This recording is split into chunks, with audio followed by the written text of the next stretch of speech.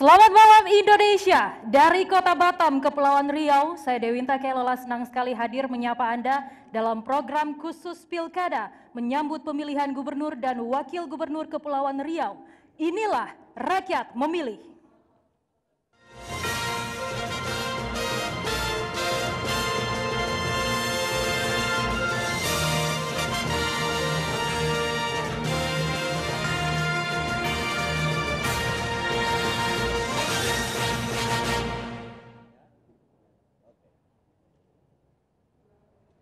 Suatu kehormatan bagi kami karena turut hadir pada malam hari ini yang nantinya akan terlibat langsung dalam deklarasi damai, pilkada sehat dan disiplin protokol kesehatan, KPU dan Bawaslu Kepulauan Riau, PJS Gubernur Kepulauan Riau, Kapolda Kepulauan Riau, Ketua DPRD Kepulauan Riau, dan para pasangan calon gubernur dan wakil gubernur yang akan maju pada Pilkada Kepulauan Riau pada tanggal 9 Desember nanti, dan juga suatu kebanggaan karena turut hadir sebagai tuan rumah Kepala TVRI Stasiun Riau. Kita berikan tepuk tangan.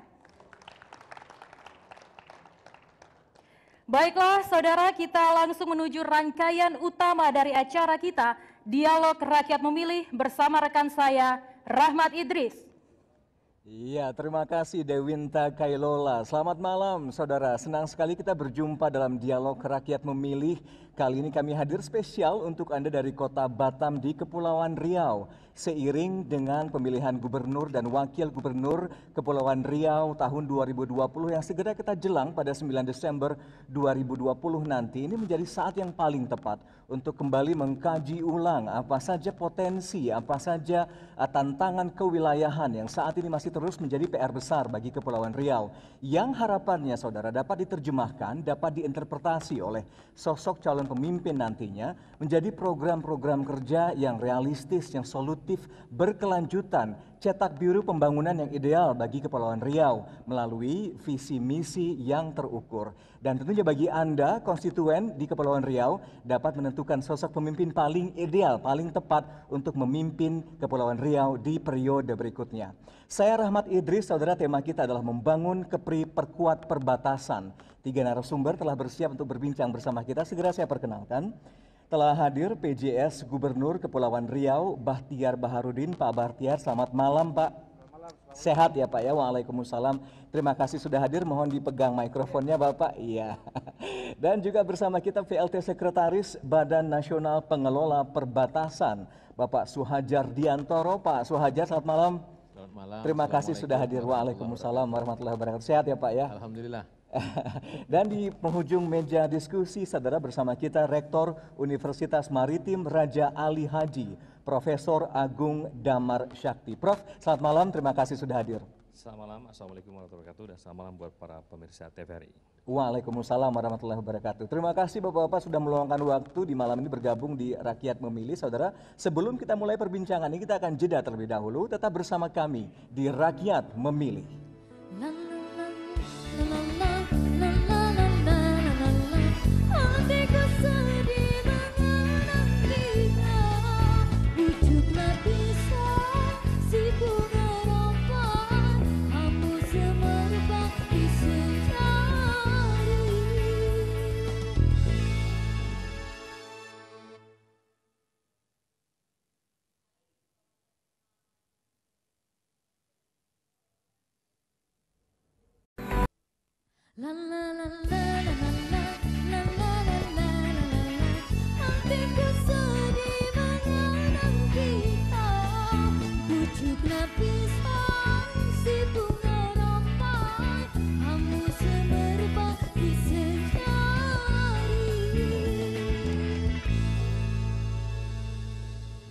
Terima kasih Anda kembali bersama kami di Dialog Rakyat Memilih. Kami hadir langsung dari Kota Batam, Kepulauan Riau. Membangun KEPRI perkuat pertahanan. Itulah bahasan kita dalam Rakyat Memilih edisi kali ini. Sebelum kita mulai perbincangan, saudara, kami telah persiapkan sebuah visual tentang profil umum Kepulauan Riau. Memberikan gambaran bagaimana pembangunan saat ini dan kewilayahan dan tata letak Kepulauan Riau. Kita simak bersama. Provinsi Kepulauan Riau merupakan provinsi yang memiliki letak geografis sangat strategis.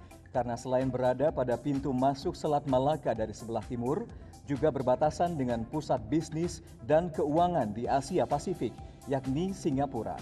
Di samping itu, provinsi ini juga berbatasan langsung dengan Malaysia dengan moto berpancang amanah bersauh marwah.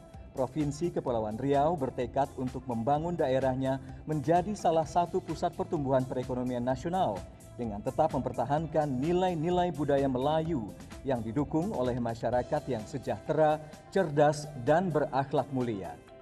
Dalam memberdayakan berbagai potensi yang ada, Provinsi Kepulauan Riau berusaha untuk tetap menciptakan iklim investasi yang kondusif melalui penerapan good governance dan clean government dengan memberikan kemudahan berinvestasi sehingga dapat menarik lebih banyak investor baik domestik maupun asing untuk menanamkan modalnya.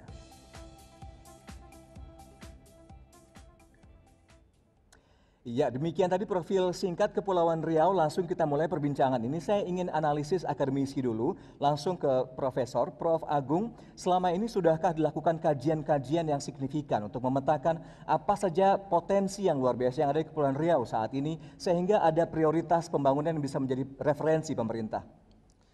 Ya, baik. Tentunya kajian-kajian seperti itu sudah banyak dilakukan secara portofolio bahwa Kepulauan Riau sebagai provinsi maritim ya, provinsi kelautan itu sudah banyak sekali potensinya sudah dipelajari oleh kita. Yang saya ingin coba highlight di sini adalah bagaimana pemimpin Kepri masa depan mampu memitigasi permasalahan-permasalahan yang mungkin akan terjadi di 20 sampai 50 tahun ke depan. Visioner jangka panjang. Visioner, gitu. betul Apa sekali. saja highlightnya di sana, Prof? Saya pikir paling tidak ada 3 hal yang bisa disampaikan. Satu terkait dengan demografi. Kita pertumbuhan setiap tahunnya mungkin sekitar 2,16% dan ini nanti akan menyelesaikan problem sumber daya kita. Nah, sumber daya manusia yang unggul yang harus kita siapkan dengan baik. Persiapan SDM satu. Persiapan SDM. Nah, dengan SDM yang baik ini bagaimana? Apakah ada langkah-langkah dari pemimpin Kepri nanti untuk bisa memastikan bahwa SDM unggul akan tidak ada brain drain keluar, karena orang-orang Kepri sebenarnya pinter-pinter nih karena makan ikan terus kan. Tapi butuh wadahnya juga agar bisa berkiprah, butuh pembinaan begitu. Exactly, itu penting sekali dan salah satunya adalah misalnya peran perguruan tinggi. Hari ini misalnya APK untuk perguruan tinggi di Kepri termasuk yang menengah dibandingkan di secara nasional. Ini kan berarti ada problem di Kepri. Nah, ini perlu pemimpin yang mampu memiliki kepedulian dan terhadap dengan bagaimana meningkatkan kualitas SDM. Pembangunan SDM. Baik. SDM Highlight manusia. Kedua dan ketiga apa? Yang kedua ini adalah tentang air dan lingkungan. Nah, air dan lingkungan. Jadi Kepri sebagai kepulauan dengan 2.408 pulau yang terdispersi di hampir 250.000 km persegi, ini punya problem dengan air bersih. Nah, bagaimana kita menyiapkan hal itu? 20 tahun ke depan ini kan jadi problemnya Kepri. Nah, maka wilayah perairan tak serta-merta menjanjikan airnya menjadi sesuatu hal yang bukan lagi permasalahan. Iya, justru ini adalah peluang buat kita. Nah, ini adalah tentang kita punya 96% wilayah kita adalah perairan, bagaimana mungkin di tengah air kita tidak bisa hidup. Tetapi problemnya kan itu air laut. Nah, harus ada teknologi, lagi-lagi kepada SDM lagi. Bagaimana kita menghasilkan SDM unggul yang mampu menyelesaikan permasalahan ke depan. Karena pasti di depan akan jadi masalah kita terkait dengan air dan juga pengelolaan lingkungan. Nah, pengelolaan lingkungan juga akan menjadi masalah. Kadang-kadang kita ingin mendorong ekonomi sehingga kita memaksakan investasi-investasi yang besar tanpa memperhatikan aspek-aspek sustainability lingkungan. Ini juga harus menjadi catatan di keramah tamahan lingkungan harus dijamin juga. Highlight yang ketiga, Prof. Yang ketiga mungkin terkait dengan energi. Nah, energi tidak Kepri representatif daripada Indonesia. Hari ini kita defisit energi, maka Kepri sebenarnya bisa menjadi satu center of excellence dalam bidang pengembangan riset energi baru terbarukan. Karena karakteristik kepulauan, nah kita harus mencarikan solusi. Bagaimana ini? Tentunya yang paling mudah ada misalnya solar panel, itu juga bisa kita kembangkan, mungkin wind turbine ya dan sebagainya. Ini harus kita mulai siapkan. Tapi Kepri punya peluang di sana karena pertambangan minyak dan gas bumi dan juga mineral cukup besar di sini. Apakah ini tidak menjamin ketersediaan energi yang cukup ke depannya bagi Kepri, Prof? Ya, itu energi-energi fosil. Artinya itu dalam perencanaan ke depan pun Indonesia harus menurunkan itu. Kita butuh sustainable energy. Sustainable energy, jadi energi baru terbarukan dan Kepri punya peluang untuk hal itu. punya peluang itu, dan saya lihat sudah ada langkah-langkah dilakukan oleh pemerintah provinsi selama ini dengan mengaktifkan Dewan Riset Daerah misalnya. Nah ini perlu sekali Dewan Riset Daerah menjadi motor penggerak untuk memastikan bahwa SDM Kepri itu mengerjakan atau mempelajari hal-hal yang tadi menjadi permasalahan Kepri di masa mendatang. Kalau yang hari ini kelihatannya so far so good saja, nggak ada masalah. Saya bergeser sekarang ke Pak Suhajar selaku otoritas perbatasan. Pak, Kepulauan Riau punya topografi yang unik, secara geografis juga tadi disebut oleh Prof, 96% air, ribuan pulau-pulau begitu. Sudahkah BNPB melakukan inventarisasi potensi yang ada sehingga approach pembangunannya juga berbeda, pendekatannya berbeda untuk wilayah kepulauan? Baik, terima kasih. Kepulauan Riau ini adalah salah satu provinsi yang 5 dari 7 kabupatennya dan kota adalah wilayah perbatasan. Jadi hanya 2 yang tidak, Tanjung Pinang dan Lingga. Jadi kalau dikaitkan dengan pilkada hari ini, dari 6 kabupaten kota, ya 5-nya sedang pilkada semua. Ya kan? Nah makanya sekarang kalau kita kaitkan dengan pilkada, berarti kan kita memetakan hanya jangka menengah. Ya kan, jangka menengah. Oleh karena itu saya ingin katakanlah memberi pembukaan dulu bahwa pada saat pilkada di tengah pandemi ini akhirnya dijadikan pilihan pemerintah untuk dilaksanakan di akhir tahun ini, maka seluruh kekuatan bangsa ini harus diarahkan untuk menangani pandemi COVID-19. Gitu Pak ya. Dan pemulihan ekonomi nasional. Oleh karena itu tentunya seluruh calon-calon kepala daerah dimanapun termasuk di Kepulauan Riau harus mengutamakan ini dulu, menyelesaikan ini dulu. Nah barangkali dari sisi pembangunan seperti yang digambarkan Pak Profesor tadi, maka kita bisa masuk pada pemulihan ekonomi nasional. Karena terus terang pemulihan ekonomi nasional nanti tentunya sasarannya kepada rakyat. Rakyat yang mana yang saat ini terdampak COVID yang paling banyak? Tentunya yang miskin lah terutama. Di mana dia berada? Di pinggir kota kah? Yang jelas di perbatasan negara mereka ada di sana. Baik, sebelum kita ke topik ekonomi nanti di segmen berikutnya, Pak, saya ingin pertegas dulu bahwa kita punya potensi besar di sini yang seharusnya dikenal betul oleh pemerintah provinsi, dipahami oleh rakyatnya sehingga ada ekspektasi yang sesuai untuk proyeksi pembangunan ke depannya. Begitu bagaimana BNPB selaku otoritas pemerintah telah menetapkan ini, Pak? 2 kawasan strategis nasional di sini. Ya kan? Jadi yang pertama Batam Bintan ini adalah kawasan strategis nasional. Batam, Bintan, Karimun, semua kita sudah paham ini. Kemudian yang kedua adalah kawasan perbatasan negara di Kepri ini adalah kawasan strategis nasional. Nah karena itu pemerintah bersama dengan pemerintah provinsi dan kabupaten kota telah memetakan potensi-potensi di perbatasan. Hari ini kita mempunyai 22 pulau-pulau kecil terluar yang berbatasan dengan negara tetangga yang tadi sudah divisualisasikan. Bahkan beberapa segmennya masih menyimpan beberapa potensi hal-hal yang masih harus didiskusikan dengan negara tetangga. Misalnya, 35 kecamatan berada di perbatasan negara saat ini. Dan kita sudah petakan apa yang akan dilaksanakan, infrastruktur membuka keterpencilan apa yang harus dibangun di sana, infrastruktur layanan dasar apa yang harus masih perlu dibangun di sana. Aksesibilitas bagi masyarakat yang ada di pulau-pulau terluar, pulau-pulau yang ada di 35 kecamatan tadi. Baik, saya ke Pak Gub. Pak Gub, menarik tadi poin-poin penting disampaikan oleh Profesor juga Pak Suhajar begitu. Saya ingin tegaskan bahwa tadi ada permasalahan sumber daya manusia, ada permasalahan energi, ada permasalahan lingkungan begitu. Sudahkah ini masuk dalam cetak biru yang selama ini dilakukan oleh pemerintah Kepulauan Riau agar menjamin ke semua poin-poin penting ini terampu begitu? Silakan Pak Gubernur. Pertama saya atas nama pemerintah provinsi dan masyarakat Kepulauan Riau mengapresiasi TPRI yang menginisiasi acara ini. Pertama, semua yang disampaikan tadi itu prinsipnya sudah dilakukan sejak daerah ini menjadi Provinsi Kepulauan Riau. Tentu memang ada penyesuaian-penyesuaian. Tapi hendak saya sampaikan, menebalkan tadi disampaikan Pak Suhajar, bahwa kehidupan negara hari ini, pemerintahan, pembangunan, pelayanan publik semua berhenti karena pandemi COVID-19. Jadi siapapun pemimpin yang terpilih besok di tingkat provinsi, kabupaten kota, dia akan menjadi pemimpin, memimpin rakyatnya di tengah pandemi COVID-19. Sekali lagi hendak kami ingatkan bahwa seluruh energi hari ini harus digunakan untuk menangani pandemi. Presiden sudah mengingatkan kita semua dan mengarahkan gas dan rem. Kalau pandeminya naik maka harus direm sedikit gitu supaya tidak terjadi penularan massal yang mengakibatkan masalah bagi masyarakat kita. Yang kedua, kalau sudah agak menurun bisalah kita longgarkan sedikit.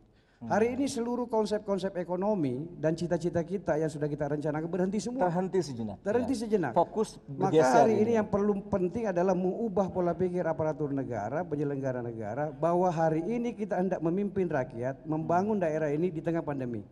Apa solusinya? Kalau masih berpikir manual, itu yang tidak pas dengan keadaan hari ini.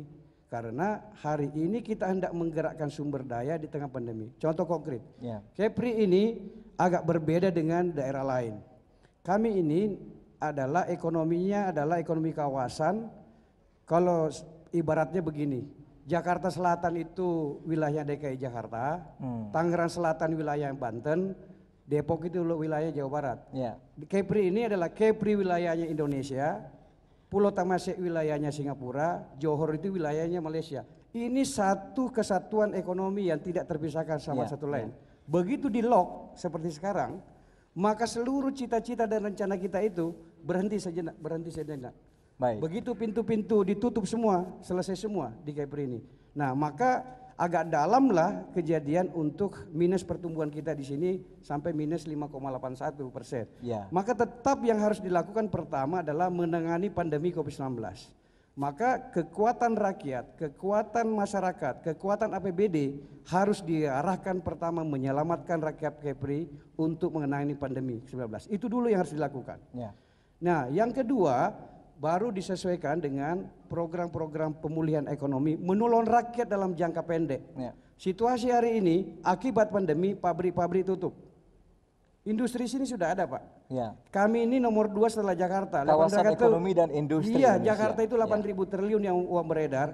Kami nomor 2 3.000 triliun. Investor di sini tak diundang pun sudah datang, bahkan sudah ada di sini.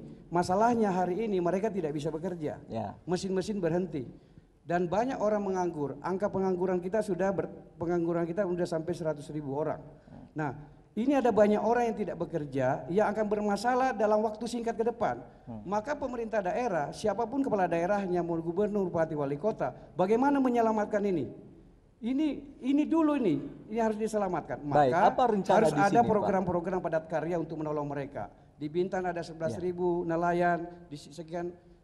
Masyarakat kami yang paling besar dari 2,2 juta penduduk kami adalah terbesar nelayan. Baik. Yang kedua buruh, yang ketiga petani.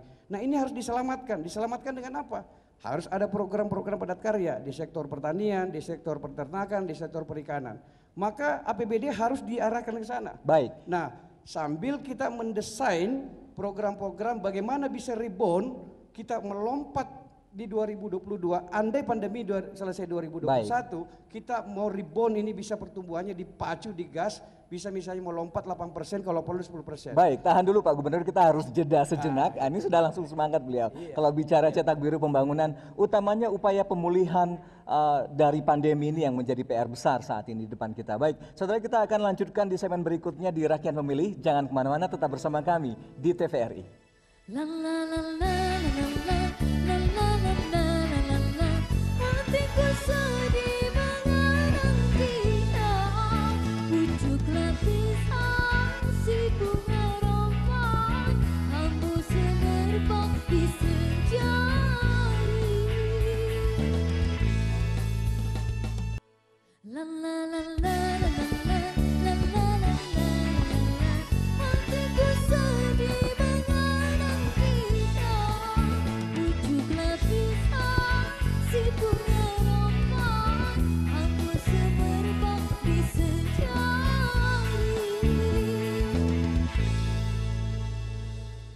Ya, terima kasih Anda kembali bersama kami di Dialog Rakyat Memilih. Membangun Kepri, perkuat pertahanan masih menjadi bahasan utama kita di kesempatan kali ini. Di segmen kedua ini, saudara, saya akan kerucutkan diskusi kita menjadi ke sektor ekonomi. Ini menarik karena pertumbuhan ekonomi tak bisa dinafikan, tergerus oleh deraan pandemi COVID-19. Tak terkecuali di Kepri yang tadi sempat disinggung oleh Pak Gubernur juga, kita mengalami kontraksi yang cukup signifikan, minus 5,8 sekian persen begitu Pak Gub. Tapi harus dicari celahnya dengan padat karya yang tadi ditujukan kepada industri-industri yang saat ini mengalami katakanlah pemberhentian karyawan begitu. Bagaimana ini konkretnya, Pak? Ya, ini sudah berubah, sudah kita lakukan. Pertama saya datang di sini minusnya 6,6. Oke. Kami melakukan upaya-upaya terobosan, berdialog dengan para pihak. Kita coba mulai buka beberapa tempat-tempat, kita dorong masyarakat supaya mulai beraktivitas, tapi kita menekan penularan. Nah, dari 6,6% tadi minus pertumbuhannya, sekarang alhamdulillah udah naik sedikit pertumbuhannya, sekarang tinggal minus 5,81. Nah, kita tinggal mengupayakan upaya lain. Jadi konkretnya gini, sekarang kita boleh punya konsep maritim, punya konsep pembangunan pertanian, perikanan, bolehlah macam-macam itu. Kita alihkan sejenak. Tetapi pikirannya sekarang, bagaimana melakukan itu semua dalam kondisi pandemi? Ketika digerakkan secara manual, itu akan terjadi penularan hebat. Angka kematian sekarang 125 orang sudah meninggal warga kami dari 2,2 juta penduduk. Kalau ini konsisten 2,63% yang meninggal. Kalau ini konsisten terus meninggal, maka harus meninggal warga Kepulauan Riau itu kurang lebih 47.000 orang. Itu matematikanya. Nah, matematika ilmu pandeminya seperti itu. Maka ini harus dihentikan. Penularan harus dihentikan atau ditekan. Apa caranya? Gunakan APBD meningkatkan kapasitas kesehatan. Gunakan APBD untuk menyelamatkan rakyat. Tetapi ekonomi juga pelan-pelan harus bergerak. Bagaimana mencari keseimbangannya? Nah, ini, Pak? itulah disinilah seni dan ilmu kepemimpinan dan kemampuan leadership. Karena semua teori-teori dan konsep-konsep kita pelajari selama ini berubah selama pandemi. Berhenti semua. Ilmu-ilmu itu ketika kita menghadapi keadaan seperti ini. Disinilah kekuatan leadership. Baik. Saya contoh konkret yang kami lakukan kecil-kecilan. Saya ajak dialog Dubes Malaysia, saya ajak dialog Komjen Singapura, saya ajak dialog teman-teman seluruh pemilik kawasan ini saya ajak bicara. Ada 7 pintu di sini, seluruhnya aksesnya ke Singapura dengan Johor. Ada udara kami juga akses keluar. Di sini melihatnya ini jangan melihat daerah ini seperti Jakarta, Jabodetabek atau Jawa Timur. Ini benar-benar berbeda sama sekali dengan daerah seluruhnya di Indonesia. Saya juga baru belajar nih tempat ini. Baik, Pak Gub. Tunggu dulu. Nah, di daerah ini sebenarnya peluang ekonominya sudah ada begitu. Di sini ada namanya kawasan FDZ, ada kawasan KEK yang begitu hebat. Berbeda dengan daerah lainnya. Pertanyaan konkretnya, bagaimana FDZ itu memberi manfaat bagi rakyat Kepri? Jujur saja kita mau jujur sejujurnya ini. FDZ itu kan yang menerima manfaat hanya pemerintah nasional. Gitu. Dari 96% di wilayah laut Kepulauan Riau, kontribusi terhadap PAD kami hanya 3,8%. Baik, saya harus potong di sana, Pak Gub. Jumlah luas laut yang begitu luas 96%, kontribusinya ke PAD pendapatan asli daerah hanya 3,8%. Saya ke Pak Suhajar, mewakili pemerintah pusat, Pak. Kebijakan utama apa yang diperlukan untuk melakukan pendekatan yang lebih spesifik untuk Kepulauan Riau, karena berbeda dengan kawasan kontinental begitu. Pak Gub sebutkan bahwa kita perlu dana yang lebih besar begitu.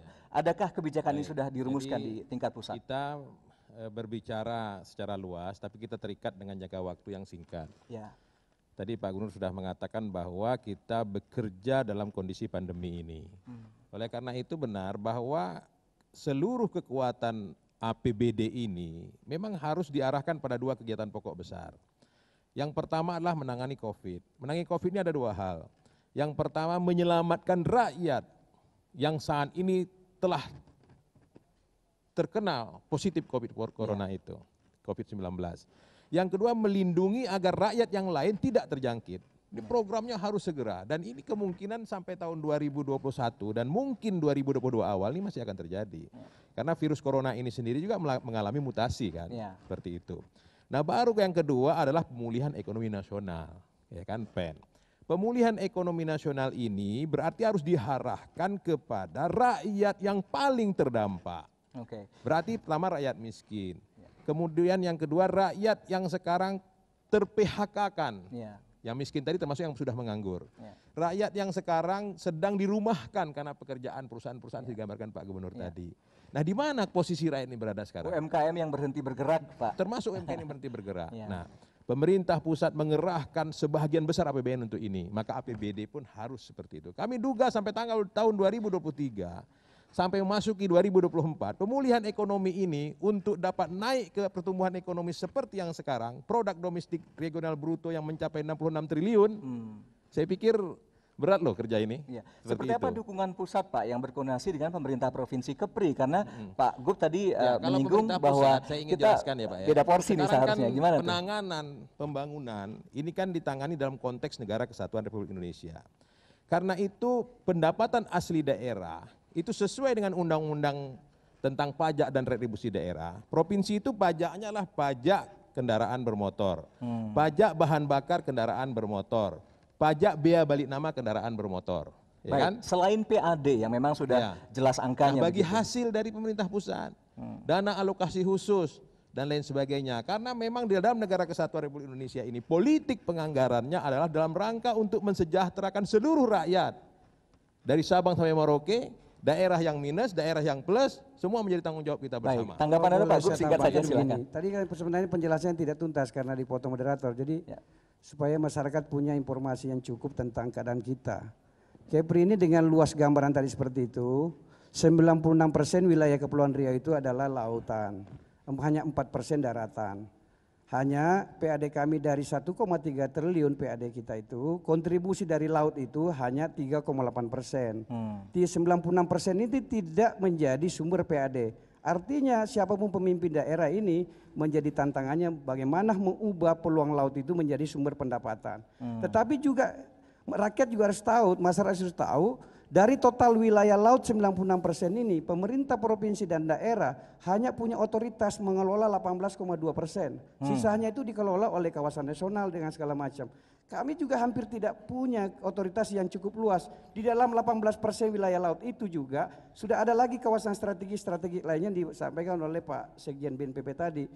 Nah, maka saya tadi pagi dan bersama Direktur Jalan Jembatan di Jembina Marga sudah meninjau titik jembatan yang direncanakan oleh para pemimpin Kepri sebelumnya ini, jembatan Batam Bintang. Saya sudah cek titiknya. Cuma saya bilang, setuju saya di Batam Bintang ini disambungkan, tetapi bukan hanya fisiknya yang disambungkan menjadi jembatan antar pulau, tetapi ekonominya dan hukum-hukumnya juga disambungkan. Karena menjadi tidak bermakna apa-apa, saya mau izin, saya kasih contoh yang konkret sekali. Oke, silakan Pak Gub. Batam itu inflasinya karena ikan segar. Ini data dari Bank Indonesia yang 2 hari lalu saya webinar dengan Bank Indonesia Kepri. Ikan segar itulah sumber inflasi di Batam. Kenapa? Ikannya dari Jakarta. Dari Natuna tidak bisa langsung mengirim ke sini, lebih mahal ongkosnya begitu. Sebaliknya begitu, barang dari Batam saya beli ke bawah Tanjung Pinang kena bea cukai, kena apa? Kena cukai, kena pajak. Tapi kalau dari Batam saya bawa ke Singapura itu tidak kena.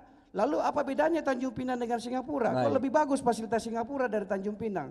Menurut saya ini harus ada sesuatu yang kita diskusikan ulang antara pemerintah nasional dan pemerintah daerah supaya FDZ, HEK dan seterusnya. Saya tanya kepala Bapeda saya, dari tempat-tempat ini namanya FDZ, kawasan khusus dan sebelumnya, kita punya saham berapa persen?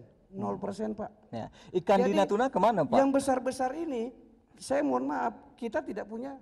Apakah illegal fishing Tidak, atau bagaimana? Ini yang harus diketahui, FDZ itu namanya Free Trade Zone. Yang berlaku adalah hukum internasional begitu. Dari Natuna itu kan lokal Indonesia, lokal Kepri. Kalau mau masuk di kawasan khusus seperti FDZ, itu berlaku hukum-hukum internasional. Nah, nelayan kami kesulitan mengakses industri-industri yang ada di sini. Dan di sini tidak ada industri perikanan. Semua ikan di Indonesia Pak, biar Bapak Ibu tahu, ikan Indonesia itu berakhirnya di Muara Baru, Jakarta. Maka kami dorong di depan ini ada industri perikanan. Kemarin kami sudah melakukan pembicaraan pendahuluan dengan BP Batam. Kita bangunlah ada 1.500 hektar di sini punya kawasan Batam. Pak Gub, supaya ikan-ikan kalau di laut begitu ini bisa apa manfaatnya kawasan ekonomi dan industri nasional bagi Kepri Pak? Konkret begini, supaya kita bicaranya nggak awang-awang. Hari ini kita kondisinya pandemi. Oke? Seperti itu Pak Sekjen tadi. Pandemi. Bagaimana menyelamatkan rakyat di tengah pandemi? Ada banyak orang pengangguran. Baik, itu sudah kita sebutkan tadi. Dua. Yang kedua, bagaimana program padat karya? Padat karya yang dimaksud tidak sama dengan program jalan jembatan atau jalan-jalan lingkungan. Program padat karya itu bisa diarahkan untuk sektor perikanan, sektor pertanian. Angka-angkanya menunjukkan di saat pandemi di Indonesia, Justru topongan ekonomi nasional kita adalah sektor pertanian, peternakan, dan perikanan. Hari ini loh, mengapa Indonesia masih bisa bertahan, itu karena kekuatan sektor pertanian, perikanan, dan peternakan. Baik. Oleh karenanya, kita punya sumber daya yang kuat di sini, maka kekuatan APBD kita harus arahkan ke sana, supaya pada saat tahun-tahun singkat ini, 1 tahun, 2 tahun ini, kita bisa bertahan di tengah pandemi. Pada saat menjalan rebound ke depan, kita harus menyiapkan formula-formula kebijakan Baik, Pak Gub. yang membuat investasi supaya ini jangan lupa, ini adalah Selat Malaka. Selat Malaka ini adalah pinggir jalan Baik Pak Selat Gubernur, Malaka. saya harus beri Jadi, kesempatan untuk narasumber yang lain Iya, dulu, iya, iya. karena waktunya Iya, kita makasih. terbatas Oke, di sini. iya. Saya ingin ke Prof dulu, Prof, di mana kita bisa menjadi titik seimbangnya? Karena di satu sisi memang kawasan strategis nasional, kawasan ekonomi khusus diperlukan untuk pengembangan, tapi di sisi lain kawasan provinsial, Kepri tak mampu mengelola dengan sumber daya yang hanya dibatasi ini. Di mana kita bisa cari seimbangnya di sini, Prof? Ya, Silakan langsung. baik. Terima kasih. Jadi keseimbangannya tentu kita harus juga mengacu kepada tatanan-tatanan lain yang lebih luas, misalnya di level regional, di level dunia, juga kita harus mengadopsi nilai-nilai itu. Jadi ada Sustainable Development Goal, di situ juga ada banyak kaidah-kaidah yang harus kita patuhi. Nah ini yang akan membuat keseimbangan itu mungkin terbentuk. Oke. Dan tidak ada orang yang ditinggalkan, tidak ada orang yang harus miskin, tidak boleh ada orang kelaparan dan sebagainya. Jadi saya melihat bahwa pemimpin Kepri ke depan harus memiliki visi yang juga minimal regional. Jadi tidak hanya lokal, karena kita sudah secara geostrategis, geografis ada di jantung ASEAN. Betul. Sehingga kita Regional kita bicara seperti melanjutkan tadi sebutan Pak Gub bahwa free trade zone, apalagi kemarin baru ditandatangani RCEP. Tak hanya ASEAN tapi juga Asia Pasifik, ada China, Korea, Jepang, Australia dan Selandia Baru akan berdagang bebas di kawasan kita. Ya, ini pentingnya, maka pemimpin Kepri ke depan harus yang kuat, yang leadershipnya terkait dengan internasional juga harus kuat. Kita tahu misalnya contoh yang paling sederhana, flight information regional, itu wilayah Kepri dihandle oleh Singapura. Harus pemimpin Kepri harus mampu memitigasi hal ini gitu, bahwa menurut konvensi konvensi tahun 1944, wilayah udara itu adalah hak yang absolut dan yang tidak bisa dibantahkan dari sebuah kedaulatan sebuah negara. Baik. Nah, kondisi ini yang harusnya Kepri menjadi yang terdepan, karena Kepri memang adalah etalase republik ini kan di Iya. bagian. Salah satu gerbang utama maritim kita, Betul. begitu, yang harapannya juga menjadi katakanlah terimbas dari sedemikian populernya International Trading Hub yang kita kenal dengan nama Singapura, begitu. Ya, makanya tadi nilai-nilai yang ada di regional dan dunia, Kepri harus ikut terlibat, intek di sana. Baik, Jadi, supaya Pak ini Suhajar, tambahan Anda Pak, karena kita berbatasan dengan Singapura, Malaysia, Vietnam gitu, sangat potensial Kepri ini. Ya. Satu di antaranya adalah fungsi pembangunan untuk melahirkan kesejahteraan. Oke. Jadi yang akan kita tuju ini adalah bagaimana peningkatan taraf hidup masyarakat, seperti itu. Nah karena itu strategi mencapai ini adalah pilihan, gitu. Jadi pilihan ini terus diambil per 5 tahun per 5 tahun. Jadi kalau hari ini free trade zone, kawasan strategis Batam Bintan Karimun, kawasan strategis perbatasan negara, kerjasama Singapura Johor Riau, kerjasama yang belum terlalu produktif Singapura, Indonesia, Malaysia, Thailand, ya. Itu adalah pilihan-pilihan. Nah, pilihan-pilihan itulah yang sekarang telah menunjukkan warna yang bisa dinikmati oleh rakyat. Walaupun mungkin masih ada juga sebahagian rakyat-rakyat di perbatasan segala macam belum dapat maksimal penikmatannya. Nah, saya sependapat dengan Pak Gubernur tadi. Setiap saat pemerintah mempunyai kewenangan untuk mengevaluasi. Silakan mengevaluasi. Saya menguji beberapa doktor di IPB, anak-anak kita di sini, untuk menguji apakah hubungan kita dengan kerjasama ini simetriskah? Baik. Keuntungannya asimetriskah? Ya. Beberapa dokter di Batam ini juga menulis tentang itu misalnya. Silakan itu kita evaluasi, sehingga pilihan-pilihan berikutnya setiap 5 tahun, ini kan RPJM nih, kan RPJM. Pilihannya bagaimana? Tapi untuk masa jabatan yang sekarang kita pilkadakan ini, ya kan? Tantangan kita memang seperti yang kita sepakati tadi. Baik. Pandemi kita bereskan, karena keselamatan rakyat adalah hukum tertinggi. Ya. Kemudian bagaimana Kesejahteraan publik dan kesehatan Iya, publik. baru pemulihan ekonomi. Yang jadi kedua, prioritas Itu. utama. Dari pemulihan ekonomi inilah barangkali dapat kita selipkan Baik, program-program waktu kita termasuk terbatas, maaf, ambisi Pak dan Gub. keinginan. Saya ingin kata tadi. konklusi dari masing-masing narasumber. Saya Iya. ingin ke Pak Gub dulu. Pak Gub, kita punya tiga pasangan calon di sini yang hadir begitu. Rakyat Kepri menonton begitu. Untuk periode ke depan, apa yang mereka harus camkan betul, perhatikan khusus begitu untuk menjadi PR besar periode berikutnya kepemimpinan di Kepri, Pak. Silakan, Pak Gub. Pertama, mengubah pola pikir masyarakat. Itu yang pertama. Ini pekerjaan yang tidak mudah. Saya baru 2 bulan di sini. Pertama, mengubah pola pikir masyarakat. Pertama, mengubah pola pikir masyarakat bahwa hari ini sedang pandemi. Semua orang di sini harus merasakan, pemimpin di sini dan rakyat di sini harus menyatakan bahwa hari ini sedang pandemi. Kita sedang hidup dalam keadaan tidak normal. Itu dulu harus sama. Kalau tidak sama, itu persoalan. Akan terjadi penularan hebat. Kita menunggu rakyat kita setiap hari yang meninggal masuk rumah sakit. Dan mungkin ada waktu kita tidak mampu menolong mereka karena kita tidak punya kapasitas kesehatan yang cukup. Maka ini harus sama frekuensinya dulu. Yang kedua, bagaimana menyelamatkannya sudah terlanjur terdampak dari pandemi ini. Sejumlah pengangguran baru lahir yang sudah bekerja tidak bekerja. Maka harus ditolong dia. Gitu. Harus ditolong dia. Cara menolongnya apa? Program padat karya. Nggak ada jalan lain. Ada pekerjaan-pekerjaan yang bisa menghasilkan cepat. Yang tidak punya pendapatan sama sekali harus dikasih makan. Tidak mungkin dikasih ceramah orang sedang lapar. Gitu. Ya. Yang ketiga, bagaimana kita menyiapkan daerah yang bisa rebound ketika ini pandemi selesai bisa cepat melompat. Ya. Pasti bisa cepat. Doktrin lama, ingat doktrin lama. Siapa yang menguasai Selat Malaka, maka dia menguasai perdagangan wilayah timur. 1511 Portugis menguasai Malaka. 1641 Belanda menguasai Malaka. Kita pernah menguasai Selat Malaka ini. Ya. Sekarang, mohon maaf dengan segala macam, lalu lintas 42.000 kapal di wilayah ini dikendalikan dari Singapura. Udara di sini dikendalikan dari Singapura. Nah, bisakah kita membuat pelabuhan yang hebat, yang besar di sini, sehingga bisa kapal-kapal seluruh dunia bisa singgah di sini? Bisakah kita bikin bandara-bandara besar di sini, sehingga perjalanan itu tidak tergantung dari negara tetangga? Nah, sambil seluruh kawasan ini kita integrasikan, itu juga kita siapkan. Dengan catatan, kalau itu tidak kita siapkan, mohon izin konkret hari ini, Ya. kita produksi industri di Batam tetap harus distempel dulu di Singapura, baru diekspor ke luar negeri. Oke. Nah, kecuali kita punya otoritas untuk mengelola itu, kita harus punya pelabuhan.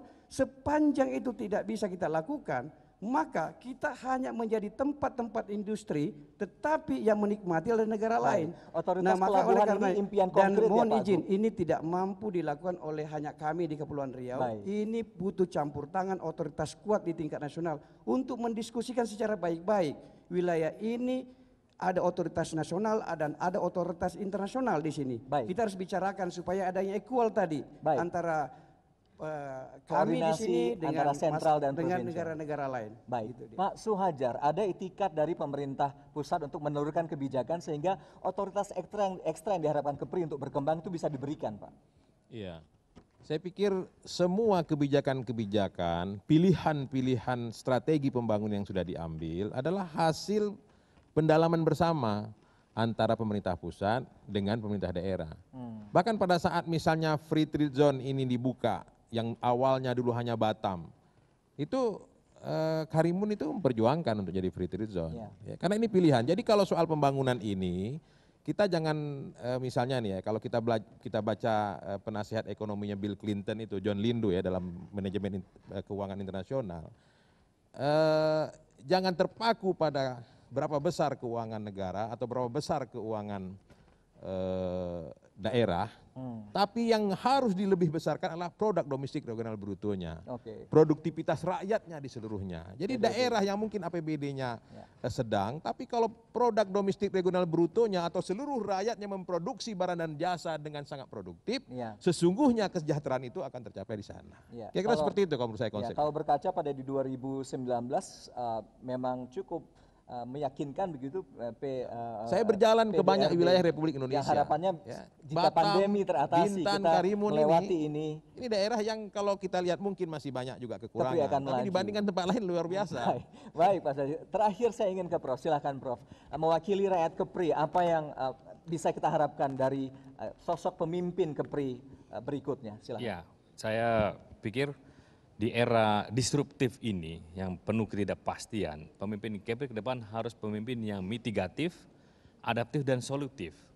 Saya sendiri optimis bahwa 2021 pandemi akan berakhir dengan ditemukannya banyak vaksin ya. Seiring bergulirnya vaksin ya. Betul, tetapi juga kita harus antisipasi. Sekarang ada COVID-19, nanti ada COVID-22 bagaimana? Bagaimana pemimpin Kepri menyiapkan hal itu? Apakah mutasi, apakah itu kreasi, apapun nantinya.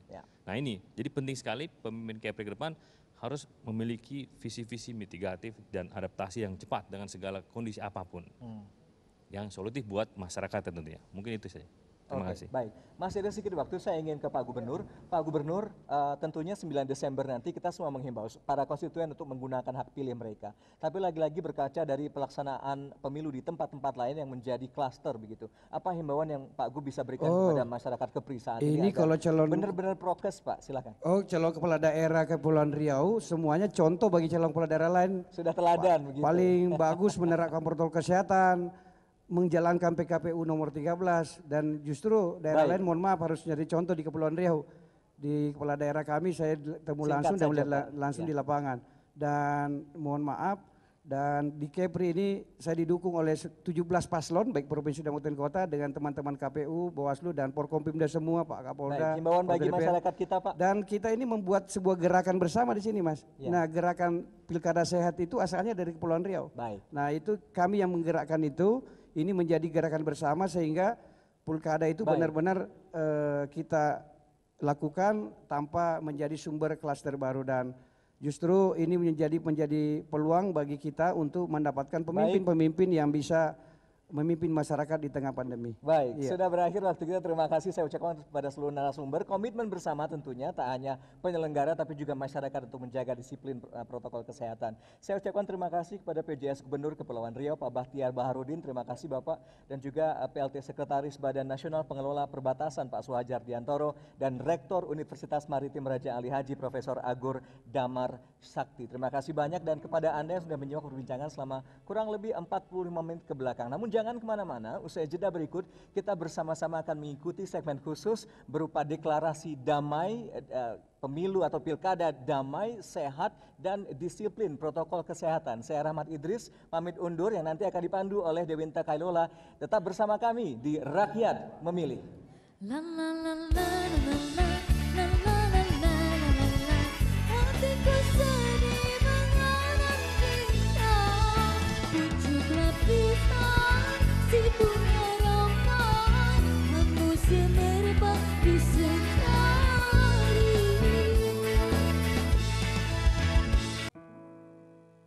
La la la la la la la la la la la la.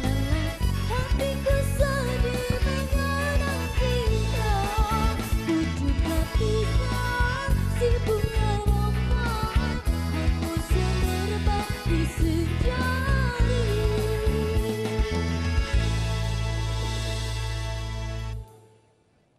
Terima kasih Anda masih bersama kami di Rakyat Memilih. Saudara, demi terlaksananya pilkada yang sesuai dengan cita-cita demokrasi dan menghasilkan pemimpin sesuai dengan harapan rakyat, berikut kita akan ikuti arahan dari Ketua Bawaslu Provinsi Kepulauan Riau yang pada kesempatan ini diwakili oleh anggota Bawaslu Kepulauan Riau, Ibu Rosnawati.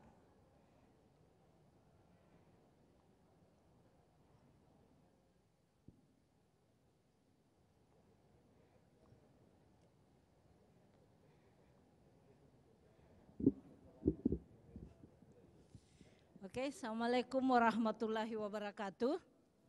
Ya, jadi kami Bawaslu Provinsi Kepulauan Riau menghimbau kepada seluruh pasangan calon untuk tetap berkomitmen menjaga kondusivitas pelaksanaan Pilkada 9 Desember 2020 yang akan datang dengan mengikuti peraturan perundang-undangan yang berlaku.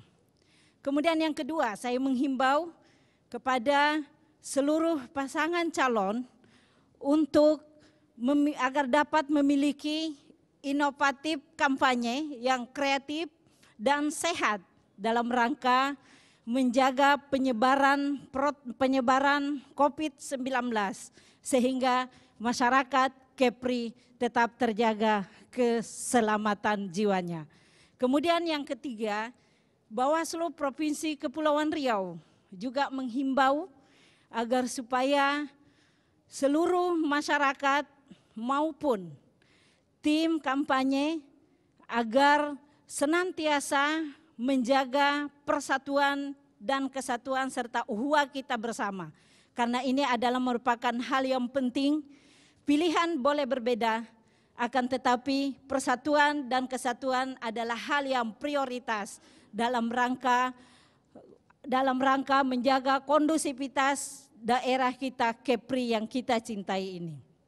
Kemudian yang terakhir, saya juga menghimbau kepada seluruh lapisan masyarakat agar memilih pemimpin sesuai hati nurani rakyat dan berani menolak politik uang.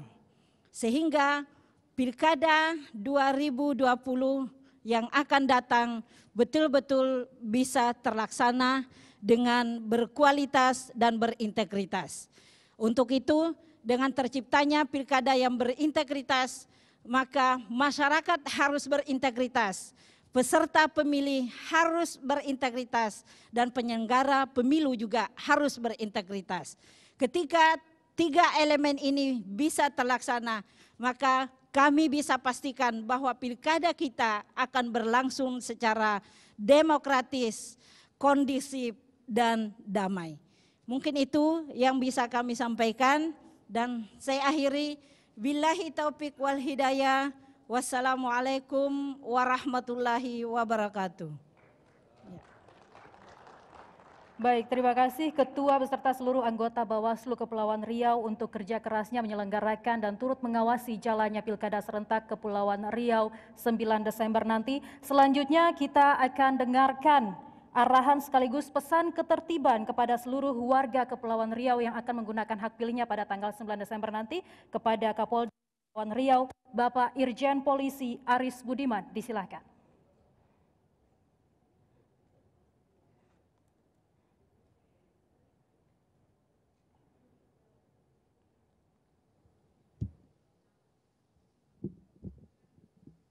Assalamualaikum warahmatullahi wabarakatuh. Selamat malam, salam sejahtera untuk kita semuanya. Bapak dan Ibu sekalian yang saya hormati, kami dari Polri, khususnya Polda Kepulauan Riau, menjamin selama proses-proses pilkada yang terlaksana di wilayah Kepulauan Riau, insya Allah sampai saat ini berlangsung aman dan tertib. Kemudian yang kedua, logistik pemilu sudah digeser dan sampai saat ini kami dibantu penuh bersama-sama rekan-rekan kami dari TNI melaksanakan pengamanan maupun pengamanan logistik dari para kotak suaranya dan sebagainya ke wilayah-wilayah kita. Kemudian yang ketiga, saya menghimbau kepada seluruh masyarakat Kepulauan Riau yang sudah memiliki hak pilih dan terdaftar untuk datang ke TPS. Kami, Polri, bersama dengan TNI akan menjamin keamanan selama penyelenggaraan pilkada pada saat pencoblosan. Dan yang kedua, kami juga dibantu oleh rekan-rekan dari Satgas Covid untuk melakukan pengamanan terkait dengan wabah Covid. Dan insya Allah semuanya kami simulasikan sebelum kegiatan-kegiatan tersebut terlaksana. Sekian dan terima kasih. Sekali lagi saya menghimbau untuk kita semuanya datang ke TPS, jaga keamanan dan ketertiban di tempat kita masing-masing di Kepulauan Riau. Sekian dan terima kasih. Wassalamualaikum warahmatullahi wabarakatuh. Baik, terima kasih Pak Kapolda. Kami mohon kesediaan untuk tahan sebentar di depan karena kita akan langsung ke pembacaan deklarasi Pilkada dan KPU Provinsi Kepulauan Riau, Ibu Sriwati. Kemudian Ketua Bawaslu Kepulauan Riau yang pada kesempatan ini diwakili oleh anggota Bawaslu Kepulauan Riau, Ibu Rosnawati. Selanjutnya Pak Kapolda yang sudah mengambil posisi di depan dan diikuti Ketua DPRD Kepulauan Riau, Bapak Jumaga Nadea. Selanjutnya PJS Gubernur Kepulauan Riau Bapak Bahtiar Baharudin. Kemudian kami persilahkan Kepala TVRI Stasiun Riau Bapak Yasran. Dan dengan bangga kami persilahkan para calon gubernur dan wakil gubernur yang akan maju pada Pilkada Kepulauan Riau pada tanggal 9 Desember nanti dari pasangan calon nomor urut 1 Bapak Surya Respationo Iman Sutiawan. Kami persilahkan.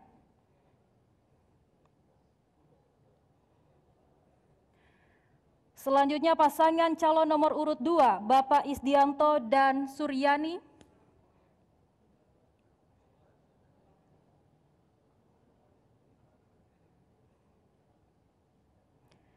Baik, selanjutnya pasangan calon nomor urut 3, Ansar Ahmad Marlin Agustina.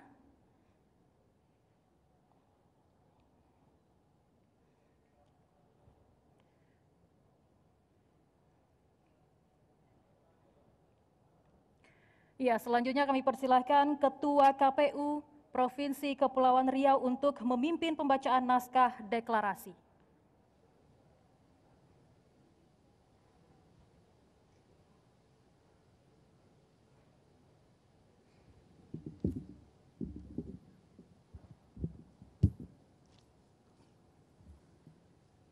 Naskah Deklarasi Pilkada Damai, Sehat, dan Disiplin Protokol Kesehatan. Kami yang hadir pada acara dialog TVRI Rakyat Memilih di Batam, Kepulauan Riau, dengan ini menyatakan dengan kesadaran tinggi dan tekad kuat secara bersama menciptakan suasana damai, sehat, dan disiplin protokol kesehatan dalam masa-masa menjelang, saat, dan paskah pemilihan kepala daerah dan wakil kepala daerah di Provinsi Kepulauan Riau. Batam, Kepulauan Riau, 18 November 2020. Ya, tiba saatnya kita akan menandatangani lembar naskah deklarasi sebagai wujud komitmen kita mewujudkan pilkada damai, sehat, dan disiplin protokol kesehatan. Kesempatan pertama diberikan kepada calon gubernur pasangan calon nomor urut 1. Disilahkan.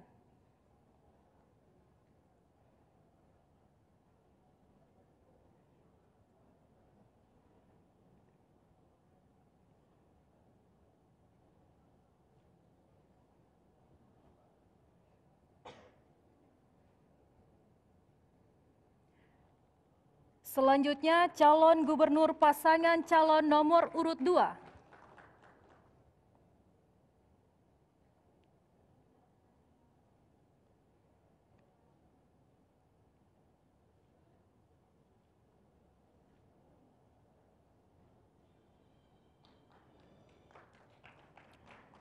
Kami persilahkan calon gubernur pasangan calon nomor urut 3.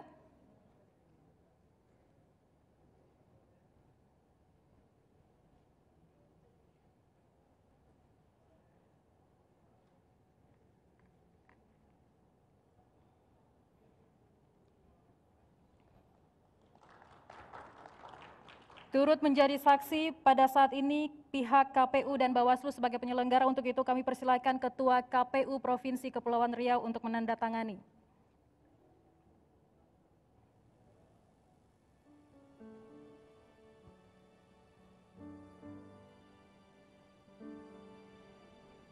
Selanjutnya Ketua Bawaslu Kepulauan Riau dalam kesempatan ini diwakili oleh anggota Bawaslu Ibu Rosnawati.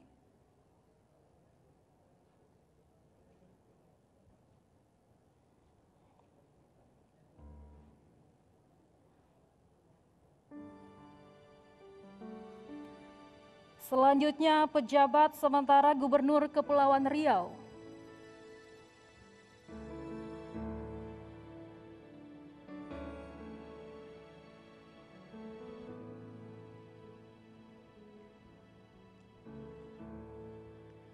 Kami persilahkan Ketua DPRD Kepulauan Riau.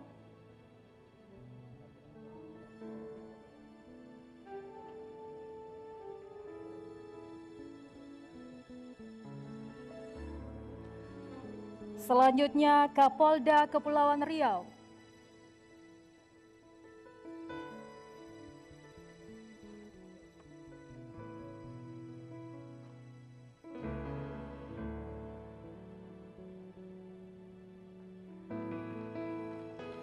Dan yang terakhir kami persilakan Kepala TVRI Stasiun Riau.